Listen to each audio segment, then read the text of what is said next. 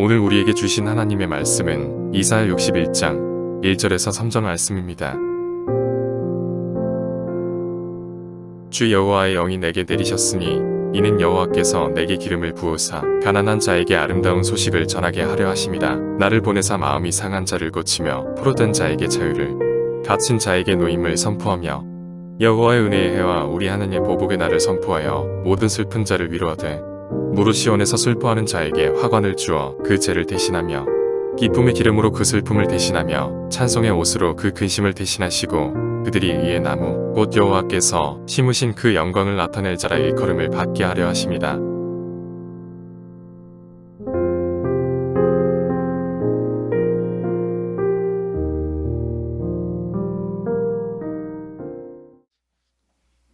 동방의 박사들이 아기 예수님께 드렸던 첫 예배의 감격을 우리도 담기를 원합니다. 그래서 우리는 함금과 유향과 모략의 예배를 지금 12월에 들어와서 살펴보고 있습니다. 우리는 지난 시간에 황금 믿음이 무엇인가를 보았어요. 우리가 결과적으로 사울을 폄하하지만 사실 모든 이스라엘 백성들 중에 단 하나의 하나님의 선택은 사울이었습니다. 왜 사울이었는가? 그가 결과적으로는 실패했지만 그의 뜨거웠던 첫 마음은 모든 사람들이 망대에 올라 미tz바에 서서 다 하나님께서 내게 무엇을 해주실까에 대한 갈급함으로 서 있었다면, 사울이라고 하는 사람은 나는 하나님께 드릴 것이 없는 사람, 나는 I'm nothing, 나는 아무것도 아닙니다 라고 고백하는 이 사람. 그래서 하나님께서는 성도의 입장, 내 입장에서 하나님을 바라보는 것이 아니라 하나님의 입장에서 하나님의 마음을 가지고 자기를 들여다보고 있는 이 사람을 하나님께서는 선택할 수밖에 없었다. 그래서 우리가 하나님께 드려야 할 첫 번째 황금 신앙, 황금 믿음, 황금 예배는 하나님의 입장에서 예배를 드리는 것이다.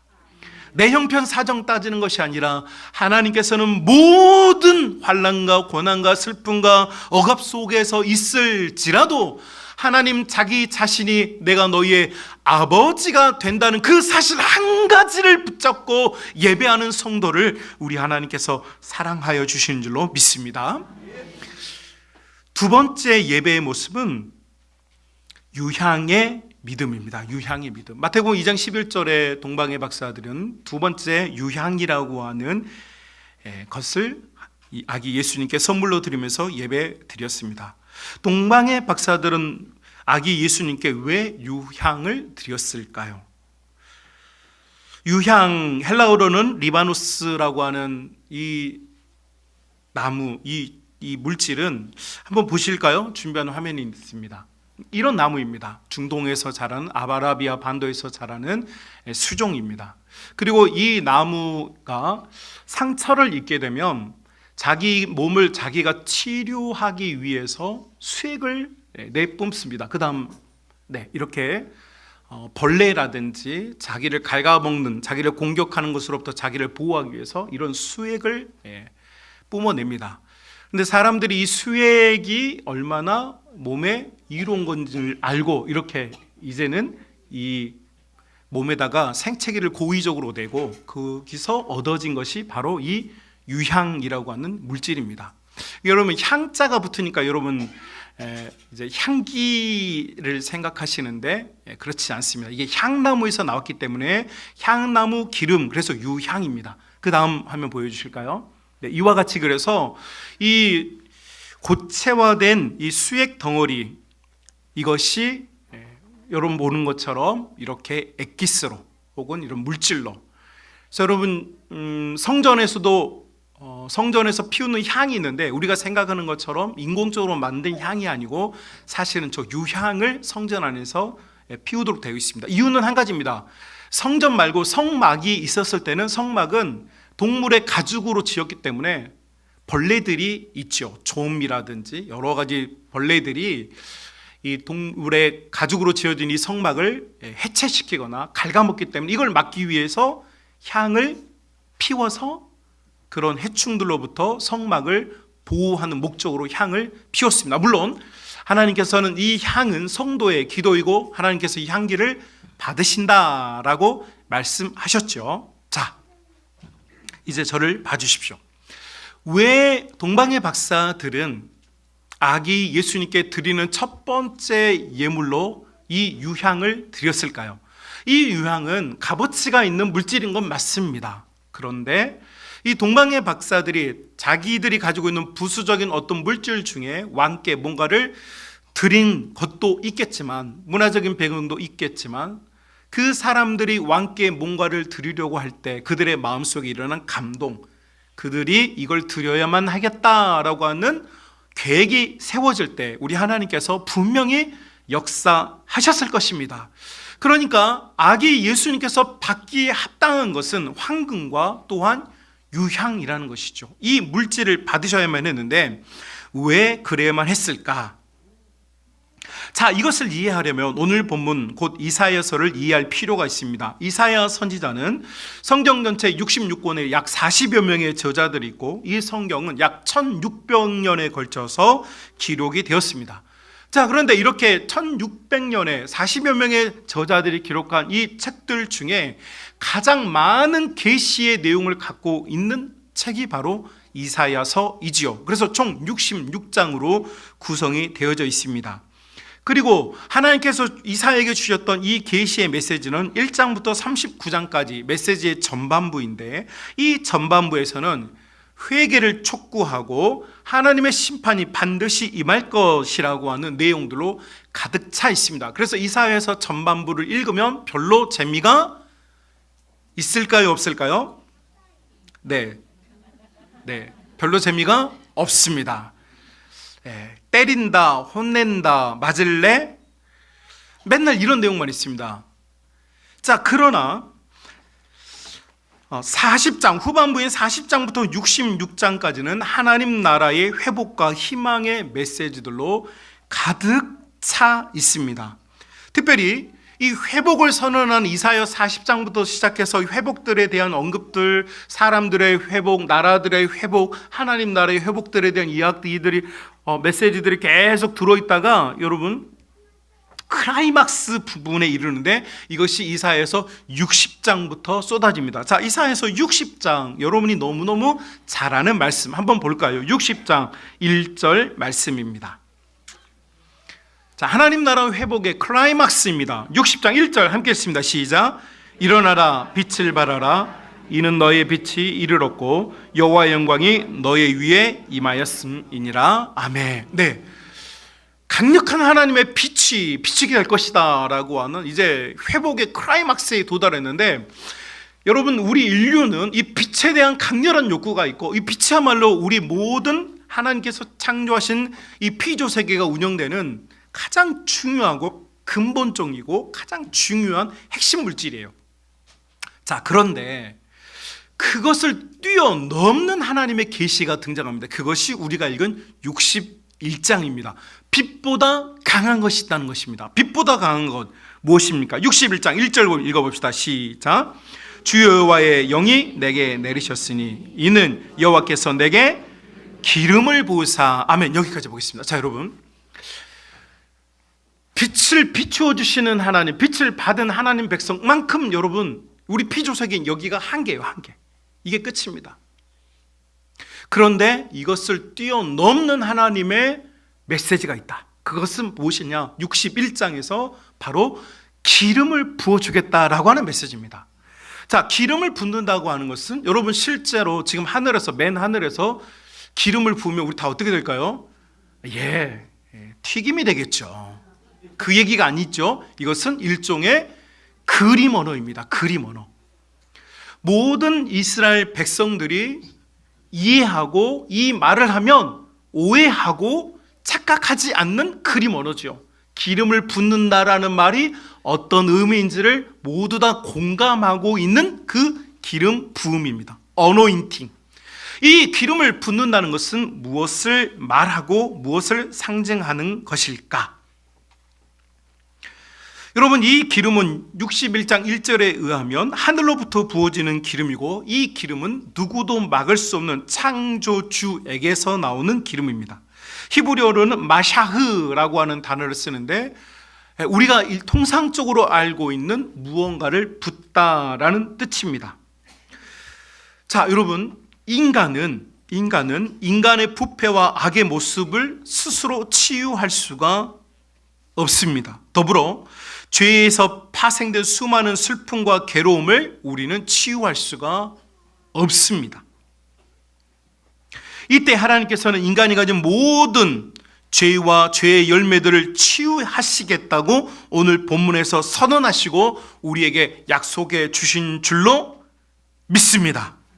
그래서 여러분, 하늘에서 신령한 기름, 거룩한 기름이 부어져서 병들고 상한 모든 것을 고쳐주시겠다, 이렇게 약속해 주고 계시는 것이죠.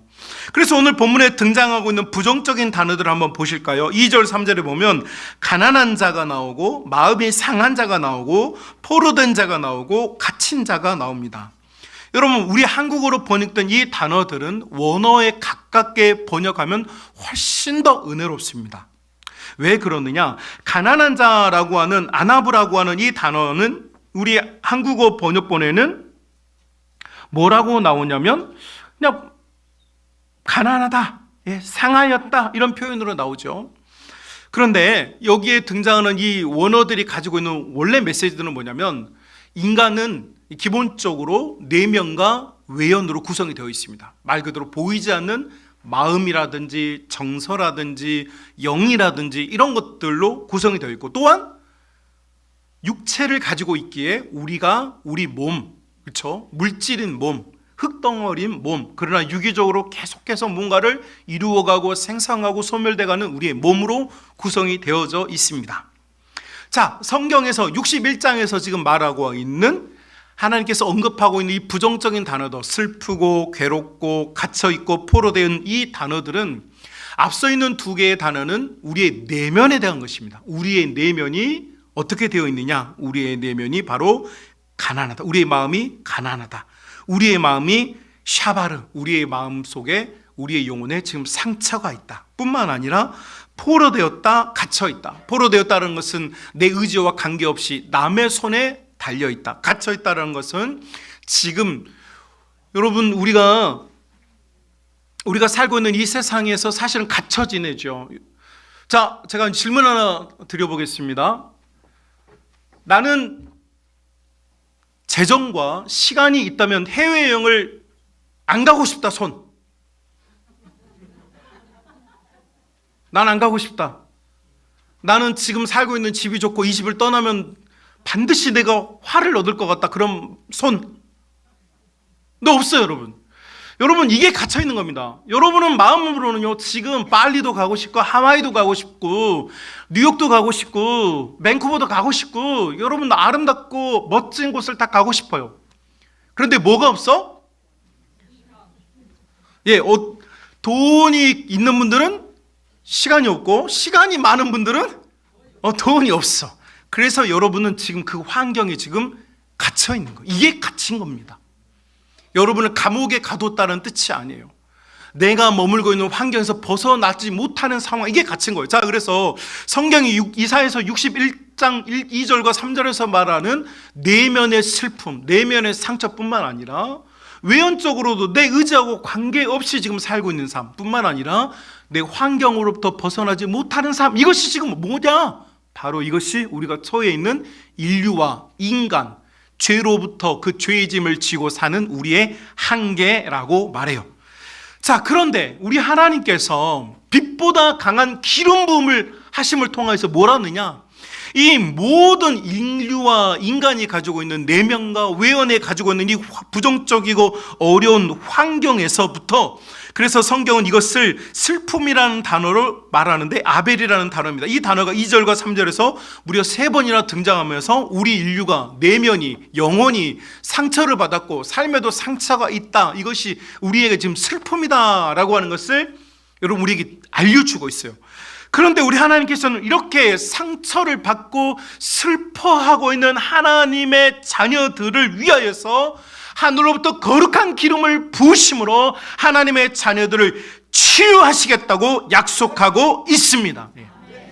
그래서 여러분 61장 3절 뭐래 보면 내가 너희의 슬픔을 모두 다 바꾸어서 기쁨이 되게 하겠다라고 말합니다. 여러분 기쁨이라고 하는 이 요소는 이것은 사람의 정도에 따라서 내면이나 정서의 정도에 따라서 그 기쁨의 강도를 느끼는 건 달라요.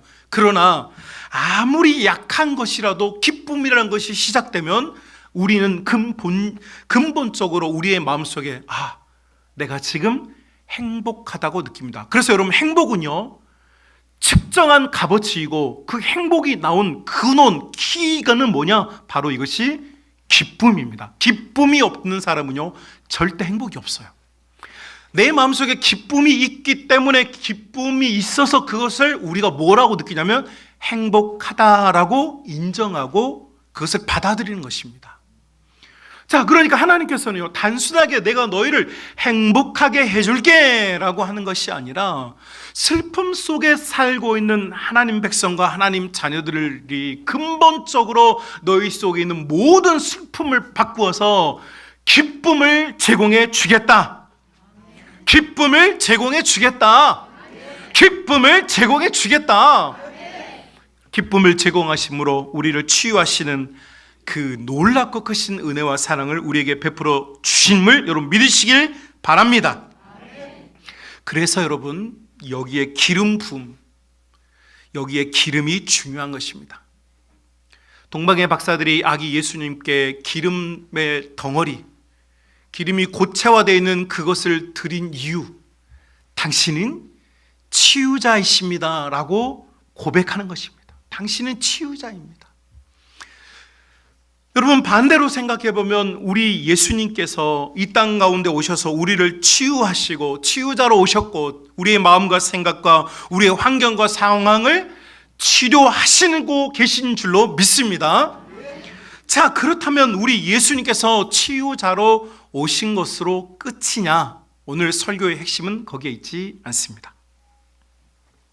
예수님께서는 우리 가운데 치유자로 오셔서 그분 자신이 기름이 되어 주셔서 우리에게 기름을 부으심으로 우리의 슬픔을 바꾸어 기쁨이 되신 분이신데, 기쁨이 되신 우리 예수님께서 무엇 하십니까?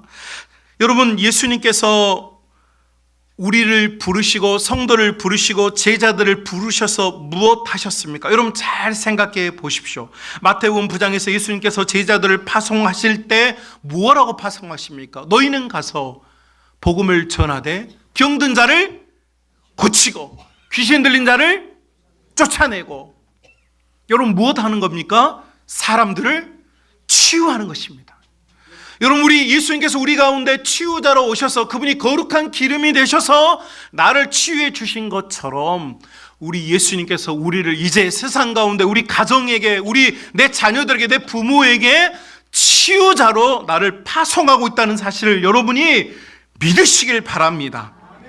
여러분, 그래서 예수님께서 제자들을 파송하실 때 그들을 세상의 치유자로 보내셨고, 예수님께서 부활 승천하신 이후에 초대교회에서 일어난 사건의 첫 사건이 무엇이었습니까? 여러분, 베드로와 요한이 성전 미문에 앉아 있는 어떤 그 가련하고 불쌍한 사람을 어떻게 해줍니까? 치유해 주죠.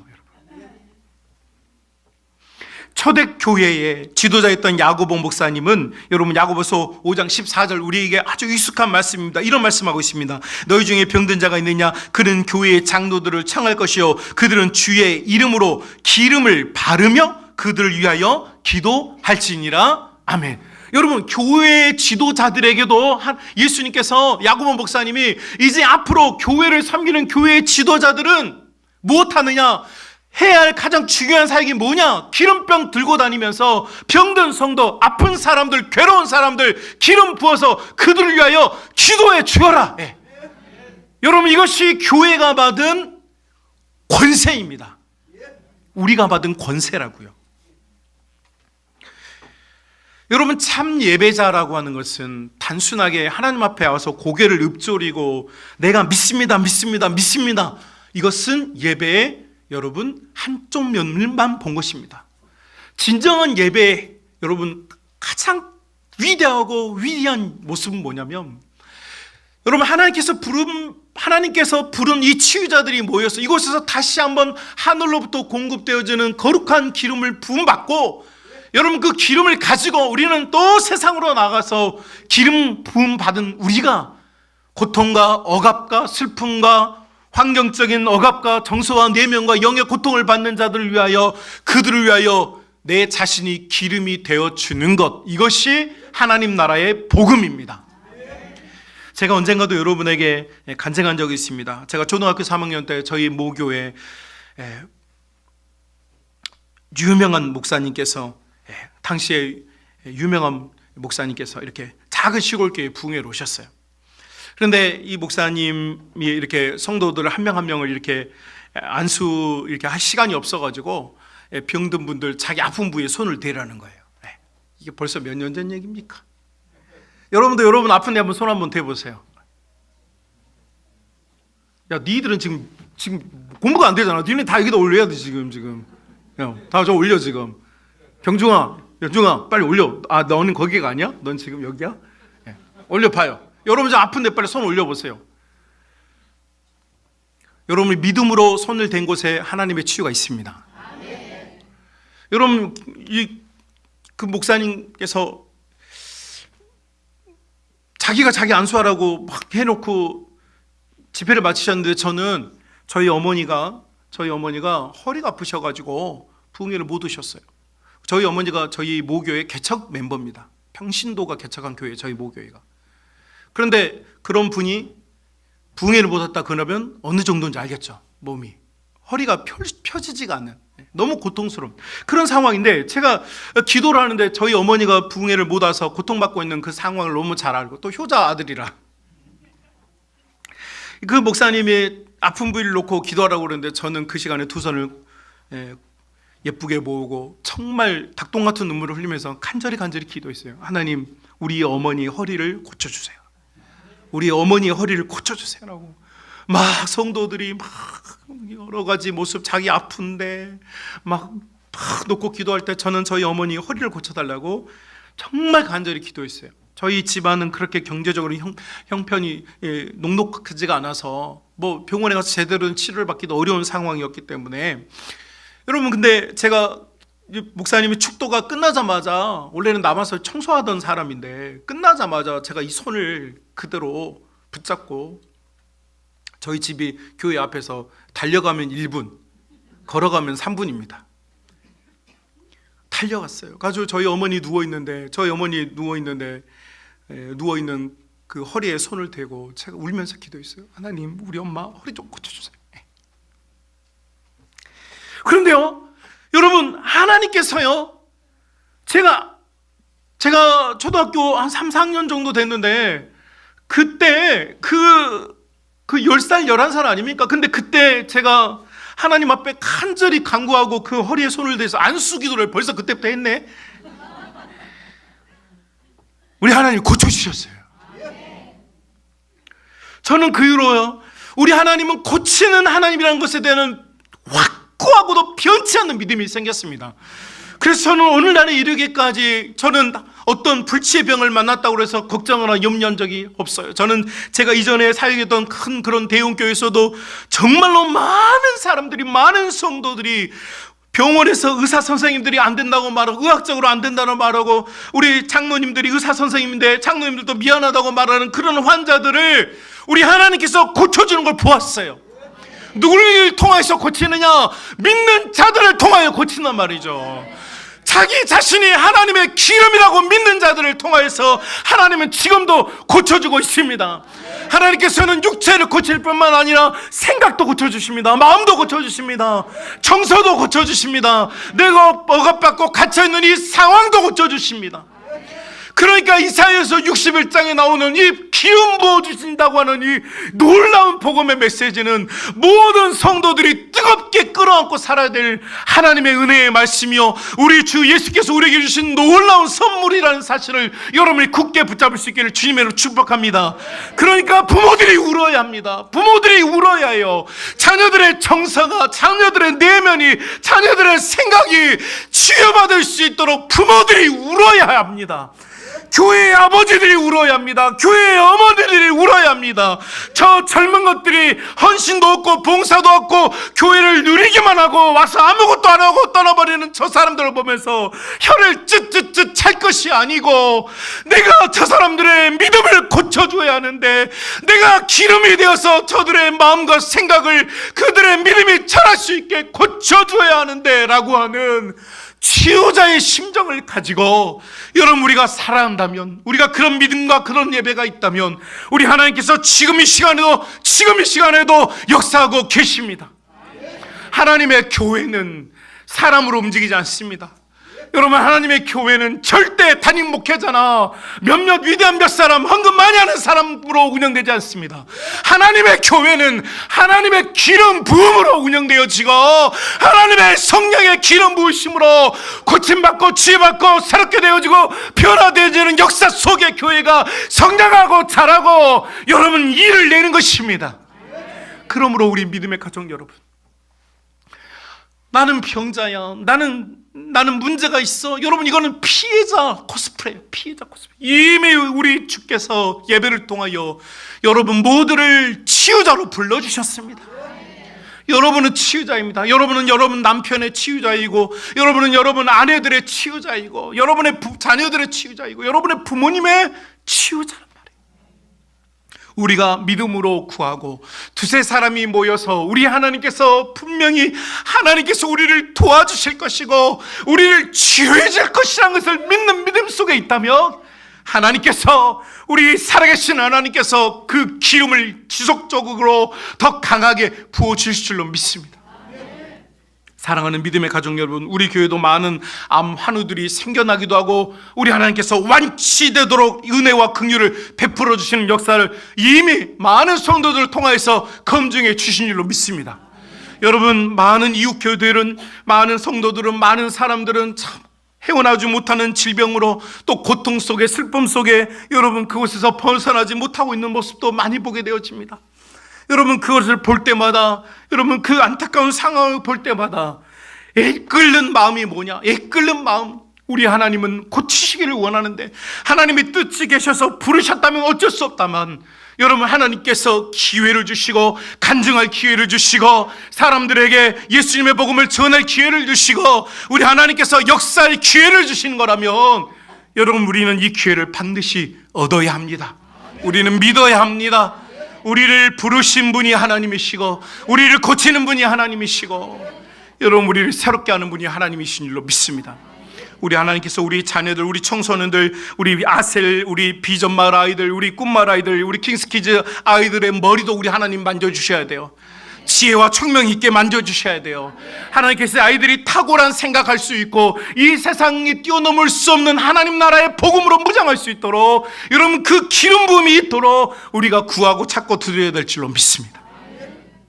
그러므로 사랑하는 우리 믿음의 가족 여러분, 병자가 가득한 교회, 맨날 아프다고 징징대고 고통스럽다고 호소하는 교회 말고, 실력 있는 의사들이 모여서 이곳에서 매주마다 모여서 하나님께서 사람을 어떻게 치유하시는지 이곳에서 믿음의 심포지움을 열고 믿음의 세미나를 열어서 함께 실력 있는 우리가 모여서 하나님의 복음으로 무장하고 나아가서 여러분 세상 곳곳에 모세혈관처럼 어둡고 슬프고 좌절하고 낙심하고 고통받고 있는 곳에 하나님의 치유자로 여러분들이 쓰임받는 믿음의 역사가 있으시길 주님의 이름으로 축복합니다.